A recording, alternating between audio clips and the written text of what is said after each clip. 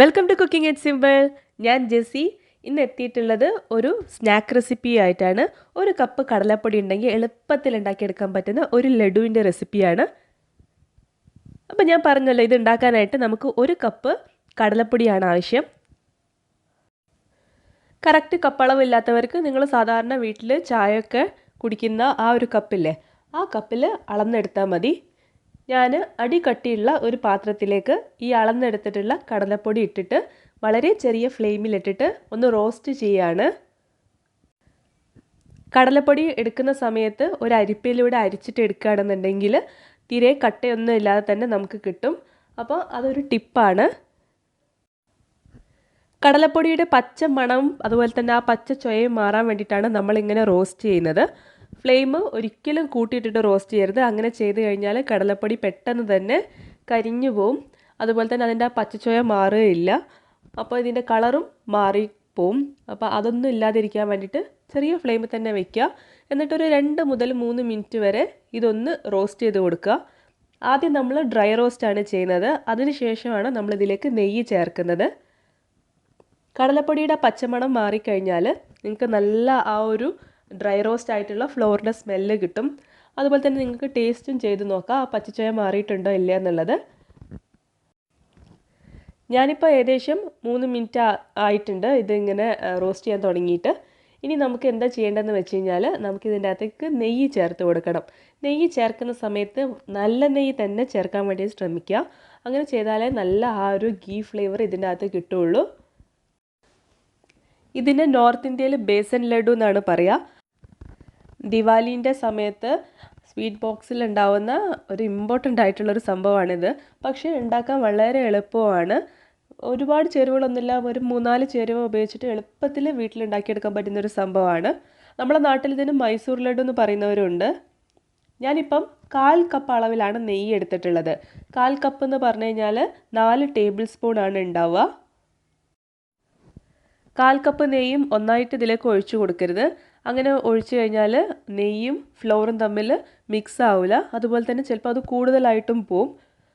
നെയ്യ് കുറേശ്ശെ ആയിട്ട് വേണം ഇതിൽ ചേർത്തിട്ട് മിക്സ് ആക്കിയിട്ട് റോസ്റ്റ് ചെയ്തിട്ട് എടുക്കാനായിട്ട്. നെയ്യ് ചേർക്കുന്ന സമയത്ത് ഇത് കുറച്ച് കട്ട പിടിക്കുന്ന പോലെ തോന്നും. പക്ഷേ അത് ലാസ്റ്റിലേക്കാകുമ്പം നല്ല സ്മൂത്ത് ആയിട്ടുള്ള ടെക്സ്ചറായി തന്നെ കിട്ടിക്കോളും.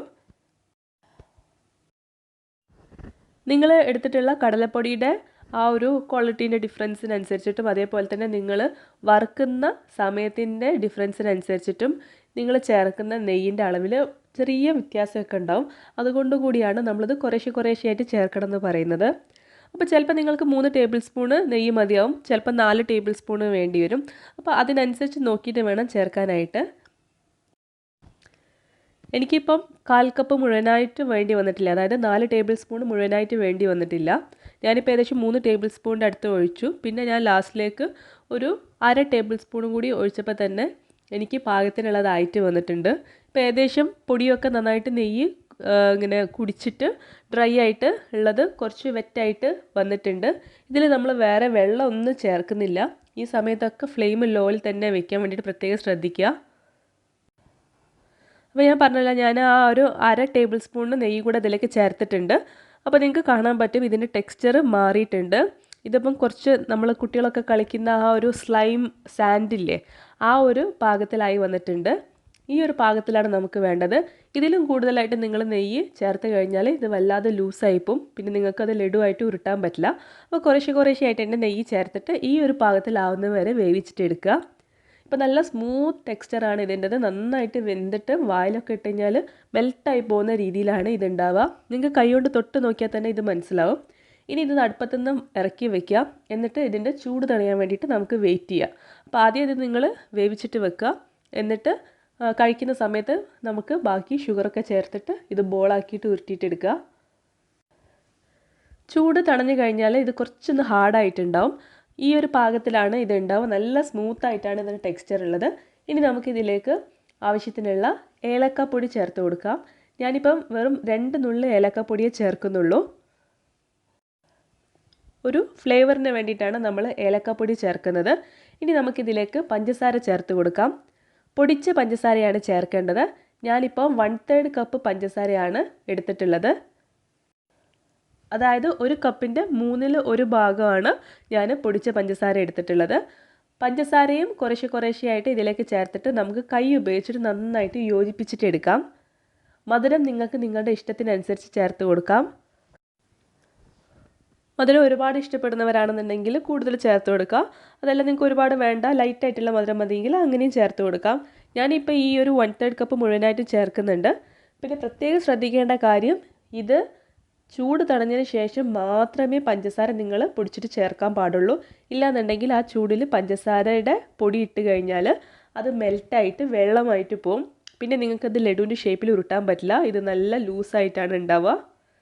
നമ്മൾ കുഴയ്ക്കുന്നതിനനുസരിച്ച് തന്നെ ഈ മാവിൻ്റെ ടെക്സ്ചർ ഒന്നും കൂടി സ്മൂത്തായിട്ട് കിട്ടും. ഞാനിപ്പോൾ ആ ഒരു 1/3 കപ്പ് പഞ്ചസാര ഇതിനകത്ത് നന്നായിട്ട് കുഴച്ചിട്ട് എടുത്തിട്ടുണ്ട്. നമ്മൾ സാധാരണ ചപ്പാത്തിക്കൊക്കെ കുഴക്കുന്ന രീതി തന്നെ കുഴച്ചെടുത്താൽ മതി. എന്നിട്ട് അതിനെ 5 പോർഷനായിട്ട് ഡിവൈഡ് ചെയ്തിട്ടുണ്ട്. എന്നിട്ട് കയ്യിൽ വെച്ചിട്ട് ഉരുട്ടുകയാണ് ചെയ്യുന്നത്. നല്ല സ്മൂത്തായിട്ടുള്ള ബോളുകളായിട്ട് തന്നെ നിങ്ങൾക്ക് ഉരുട്ടിയെടുക്കാനായിട്ട് പറ്റും. വളരെ ഈസിയാണ്. നല്ല ഹെൽത്തി ആയിട്ടുള്ള ഒരു സ്നാക്ക് കൂടിയാണ് കുട്ടികൾക്കൊക്കെ കൊടുക്കാനൊക്കെ ആയിട്ട്. നിങ്ങൾക്ക് തീർച്ചയായിട്ടും എളുപ്പത്തിൽ ഉണ്ടാക്കിയെടുക്കാൻ പറ്റുന്ന ഒന്നാണ്. വീഡിയോ കണ്ടുകൊണ്ടിരിക്കുന്ന ആരെങ്കിലും ചാനൽ സബ്സ്ക്രൈബ് ചെയ്യാത്തവരുണ്ടെങ്കിൽ ഒരു റിക്വസ്റ്റാണ്, തീർച്ചയായിട്ടും നിങ്ങളെല്ലാവരും ഒന്ന് സബ്സ്ക്രൈബ് ചെയ്യണം. ഇതുപോലുള്ള വീഡിയോസ് ഞാൻ ഇടുമ്പോൾ ഒക്കെ നിങ്ങൾക്ക് നോട്ടിഫിക്കേഷൻ കിട്ടാനായിട്ട് താഴെയുള്ള ബെല്ലൈക്കൺ ക്ലിക്ക് ചെയ്തിട്ട് ഓൾ എന്ന ഓപ്ഷൻ എടുക്കാൻ ആരും മറക്കരുത്. ഈ ലഡു ഉരുട്ടി കഴിഞ്ഞിട്ട് ഞാൻ അതിൻ്റെ മേലെ ഡെക്കറേഷനായിട്ട് 2 പീസ് നട്ട്സിൻ്റെ അത് വെച്ച് കൊടുക്കുന്നുണ്ട്. പിസ്താഷ്യാണ് ഞാൻ വെച്ചിട്ടുള്ളത്. നിങ്ങൾക്ക് ആൽമണ്ടോ ഒന്നും ഇല്ലെങ്കിൽ ഒരു ഉണക്കമുന്തിരി വെച്ച് കൊടുക്കുക. ഇനി ഒന്നുമില്ലാതെ പ്ലെയിൻ ആയിട്ടാണെങ്കിലും കുഴപ്പമൊന്നുമില്ല. നല്ല ഗ്ലേസിങ്ങോട് കൂടി നല്ല സ്മൂത്ത് ടെക്സ്ചറാണ് ഈ ഒരു ലഡുവിൻ്റെത്. അപ്പോൾ ട്രൈ ചെയ്തിട്ട് ഫീഡ്ബാക്ക് അറിയിക്കുക. Thank you for watching.